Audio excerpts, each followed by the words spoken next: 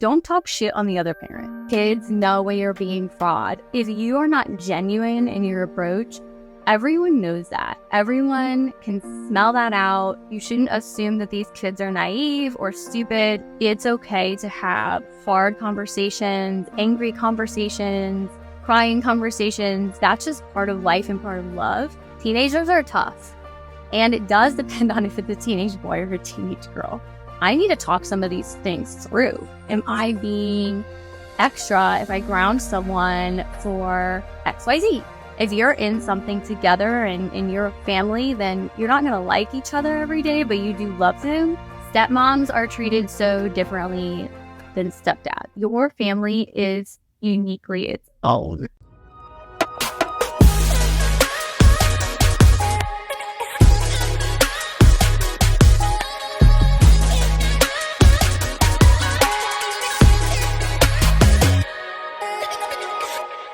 Hi guys, and welcome back to the Only Moms podcast. My name is Macie. I am excited because we are about to do our first solo episode. For those of you that don't know me, I wanted to do a Q&A, just like a standard or general Q&A where you get to know me. But when the questions started rolling in, it was very apparent that almost 50% of my followers have very deep-rooted questions about being a step-parent. So I am a step-parent. I have 4 kids total. 3 of those are my stepchildren. A lot of people ask about the dynamic, right? So we do have them full-time all the time. We have had them that way since I've gotten here and for some time before I had gotten here. I've been in the picture for about 6 or 7 years now. That's what I'd have to count. Either way, I'm settled, right? I wouldn't say that I am some kind of professional, but definitely the things that work well in our household, I wanted to share, and things that I've seen not work well, either in my own household or through just the community of step parenting, I feel is very important to share as well. So let's dive in. This one is totally out of order. Not that I have like a super ordered way of delivering this information, but I feel like one of the most important aspects of co-parenting in general, especially step parenting, is like, don't talk shit on the other parent. And it's going to be hard. It's hard to not say the things that you really want to say. It's hard when they parent completely opposite of you or they don't show up how you would show up. But I will say, is growing up with not the traditional dynamic of parents, one thing that my parents did really well is like I never heard the other talking negative about the other, right? And so I was able to form my own opinions on someone's actions or just not have this even heavier heart for some of my emotions as I'm processing. And I think that is the most important thing of step parenting. Like, don't talk shit. You can talk shit behind the scenes. You can form some kind of outlet through a friendship or your partner, but definitely not in front of the kids. I think when you first get into it, it's really important to sit down and understand the role that you want to take in these kids' lives. I have seen people take a very active role, like myself. I'm all in. In no way do I like try to force anyone to call me mom or things like that. I'm not trying to be a replacement, but I am the female of the house, right? Like I run the household and I play that role. I know some women that want to come in and just be a friend, right? They want to be more hands-off. And I think that may be because that's just their personality or their desires or, you know, what does the co-parenting situation look like? Those are all things you need to take account in this decision. And it's really hard in the beginning because you meet these children and you immediately want them to like you, right? You want to start building this bond and this relationship. And with that said, you can quickly just overexert yourself. you are going to activities, trying to fill it all this space in the day with these people. I think that you need to really understand the place that you want to have in their lives, and then create realistic habits, right? A long time is forever. And could you keep up all of the schedule demands if you were taking them out for ice cream every other day, or you're doing just things that are a lot because you're immediately building a new relationship? I have found in conversations that a lot of step parents, of course, a lot of my conversations are with stepmoms, but you dive in and naturally, it's usually on accident, but your motherly instinct just, boom, there it is. And you start doing all of these things, and then you experience something called stepmom burnout, right? And you guys, I don't have to define that. You know what burnout is. It's really hard to then backpedal and not do all the things that you were already doing. And so I have felt this. I mean, I'm sure you're going to feel this regardless. Even if you take my advice and you're like, let me sit down and make a plan, right? Like, how involved do I want to be? There are going to be busy seasons and not so busy, and you may experience this. But it is really hard to backtrack and then not do all of the things. So understand what role you want to play, and then create realistic expectations with yourself around those commitments. It's a huge one. I think that after you know what that looks like for yourself, then you involve your partner and make sure you're on the same page, right? And there are things that they need to be involved in anyways, like, how would you like me to parent your children when something goes wrong? Or what do the regular things in your household look like, and what's important to them? Some parents don't care if their kids' rooms are clean. Whereas you might come in and you're like, oh my God, the sky is going to fall if the room isn't clean. I think that that's really hard. You have to remember that your partner may not have been parenting with someone else for quite a while. Therefore, you've never had to consult with anyone, right? So I found in my marriage, sometimes my husband would approach these conversations almost with an attitude, because in his mind, at least what he has told me, is that he feels like I've got it under control, right? I do it so well that why would I need to ask questions? And then also too, like, he trusts me to just like go and do it. Whereas in my role, especially when you're new, I need to talk some of these things through. Am I being extra if I ground someone for XYZ, right? And so just being on the same page about punishments, about what success looks like in your household, scheduling, all of that, and try to come from a gentle approach. I'd say, like, a lot of our conversations have happened in the heat of the moment. If you can sit down and have these conversations as like a planning conversation before shit hits the fan, then it's obviously going to go a lot better. But yeah, that was a big one for us. It's just, being on the same page, and then making sure that the actual parent is, how do you want them to support you? What do you need to come into this role, right? I need conversations. I need to talk it through. That means you have to give me the space to do that, and you're the one I'm talking it through with. So the space and the time. And then you can go out there and parent with confidence. I feel like I needed almost that like last stamp of approval from my husband to go out there and be like, well, guess what? Your room wasn't clean the last 3 nights. So grounded. Like, he's going to back me up. He approves this message, whatever that is. Having those conversations in the beginning are very, very important. Kids know when you're being fraud. That is like the biggest thing. Like, if you are not genuine in your approach, everyone knows that. Everyone can smell that out. You shouldn't assume that these kids are naive or stupid. If you're coming in as a step parent, you want to understand, like, have they met other girlfriends? What does that look like on both sides? Not just on the dad's side, like, it's the mom introducing them. What are the expectations there?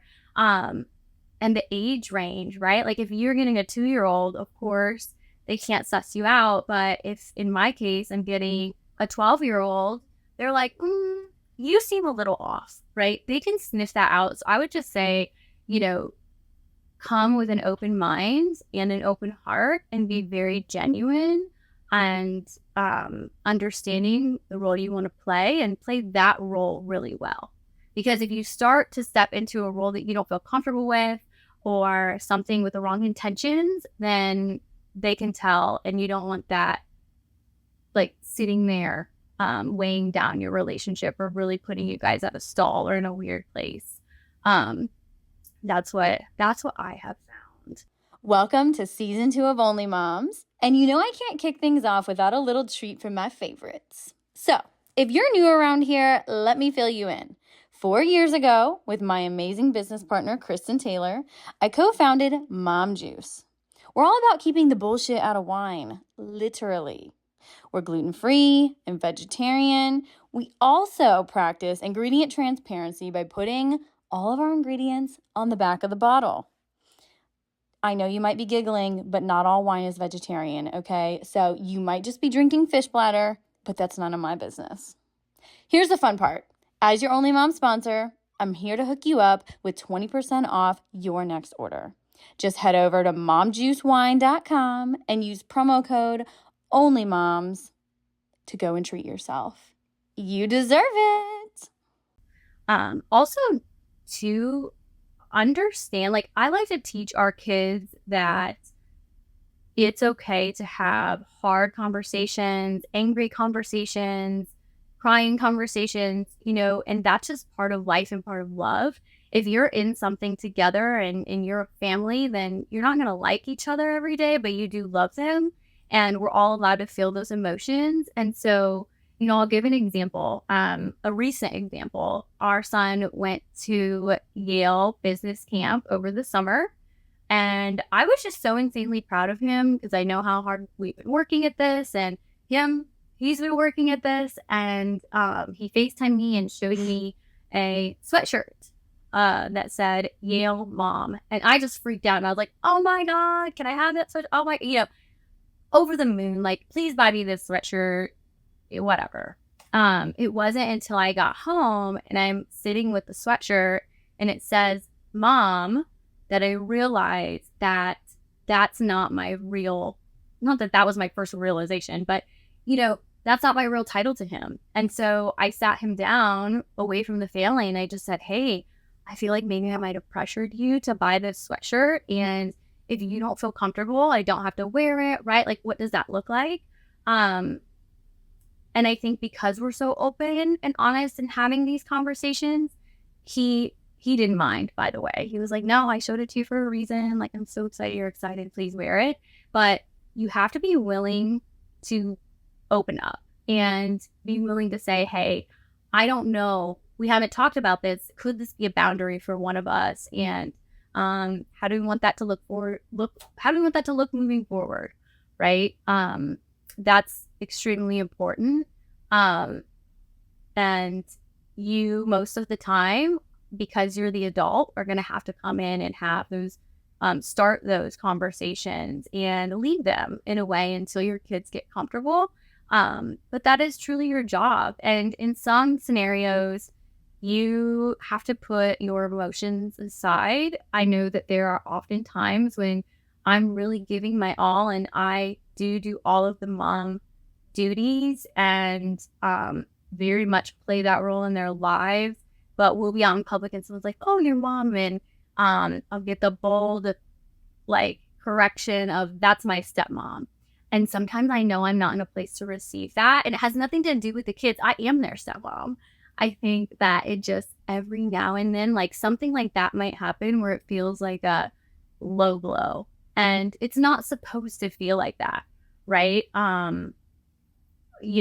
Mother's Day is another one where, depending on the role that you play, how you're celebrated that day, and even if you feel that the co-parent, the mother, is not deserving, or the father on Father's Day doesn't deserve as much credit, that's still the role they play in your kids' lives. And you have to swallow those emotions and remind yourself that this is about the kids. ultimately everyone should be operating as a team. And I'm talking about like the parenting team, so that you don't have these emotions. But in a lot of cases, you don't agree with how they're parenting the kids or how they're showing up. And that's where you find yourself in these like solo emotional moments.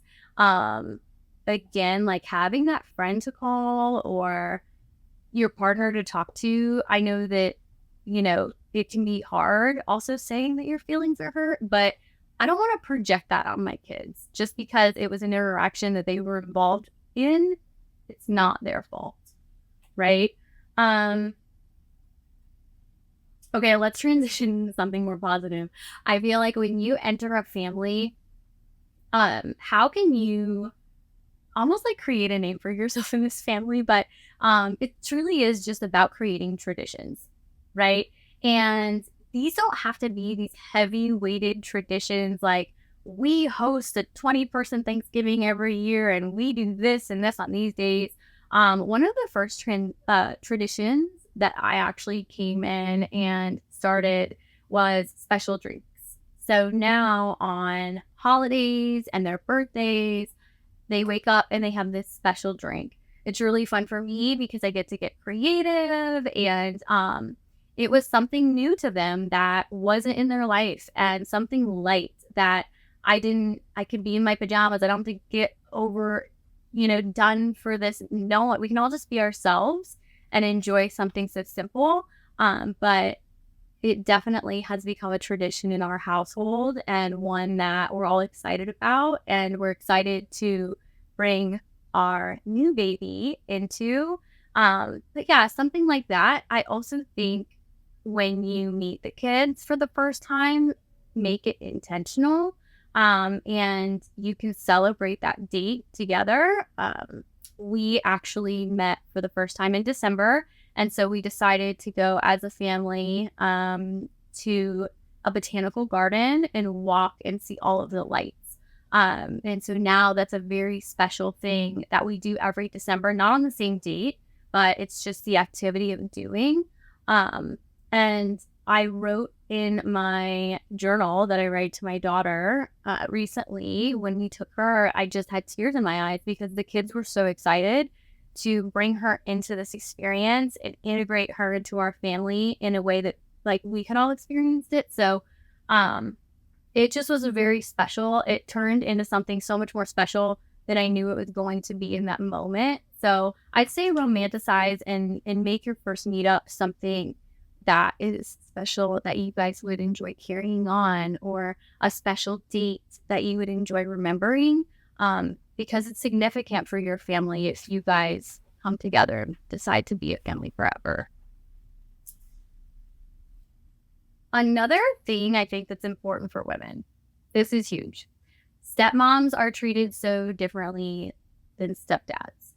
And you're told all the time to treat your stepkids as your own, but don't be their parent.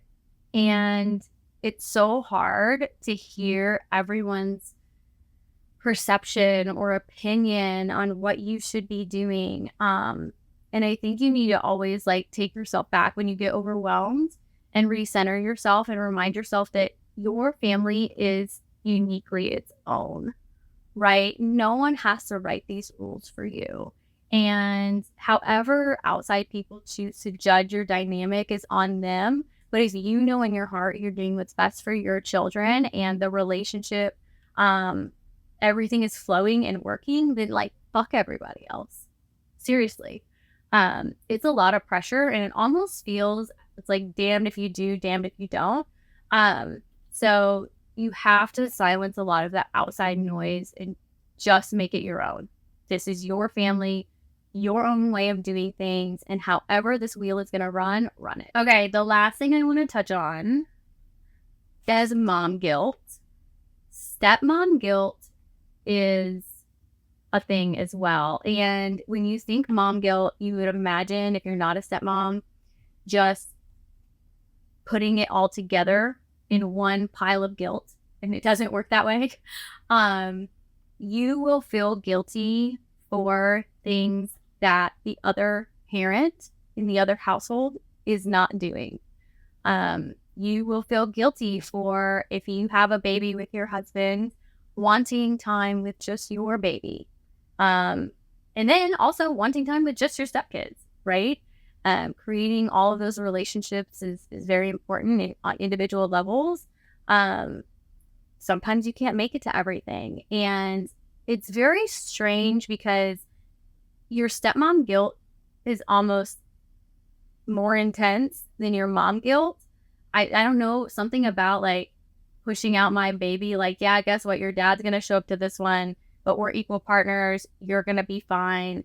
Sometimes I feel like I really try to go above and beyond for my stepkids because of their past experiences or because maybe, I don't know who I'm trying to prove something to. Is it the other parents? But I feel very intense guilt when I'm unable to show up or I'm out of town because I'm working. And that's something that you're going to have to deal with. And just know that it's tough. I don't have an answer for that one. I think talk to your therapist, journal, but also talk to your kids because our kids see the amount of pressure I put on myself, and they'll tell me now. They're older, so they're like, "Oh, but if you can't make it, don't worry. Like it's fine." So I think that figuring out how to navigate the guilt, the stepmom guilt, is something that's a little bit crazy. I said that was the last thing, but someone asked me a question on teenagers. Teenagers are tough, and it does depend on if it's a teenage boy or a teenage girl. You have to come in and understand that they have already been parented for a while without you. And there might be things that are happening in the parenting style that you truly don't agree with. And you're just going to have to take that as a pill to swallow. There are some things that you might come in and you're able to talk to your partner and you're like, I think that this will directly impact our child with their grades or with their whatever. And if you guys agree and you want to change that up, that's fine. But it could be a struggle. There will come a time when they appreciate the things you choose to fight for. But it does not come until they're older. And so I think that you have to really sit down and choose your battles with that one and understand how hard you want to fight. Teenagers have a lot of opinions, and I encourage you to listen to their opinions, give them a space to express themselves and talk it through, because you don't want to suppress their emotions and then like put the hammer down and say it doesn't go as you plan or they're not as excited about it now. It's going to be so much harder to integrate that in and make it successful. Be gentle with yourself if you're walking into a teenage household. Especially the girls have a lot of emotions, right? And like, what are the things that you wish your mom would have allowed or taught you about your emotions when you first started your period, right? Guess what? You feel crazy, but we have to always be nice to each other. If you want to cry, let's cry. Let's watch movies. Let's eat ice cream, right? Like, how do we embrace this? How do we become one? I think that just you can make it your own way, but don't be afraid of the conversations and come at it from a space of acceptance and listening, and then try to craft it in a way that makes sense. But yeah, teenagers are hard. Good luck. I hope that you guys ask more specific questions on blending households or what are the specific problems you're dealing with, and maybe I would have something to relate there. But that's really all I have on the general parenting, coming in and parenting a teenager. So good luck. All right, guys, that's all I have on my step parenting solo act. I hope that you enjoyed it. Don't forget to like and comment, and join us in the next 2 weeks for our next episode.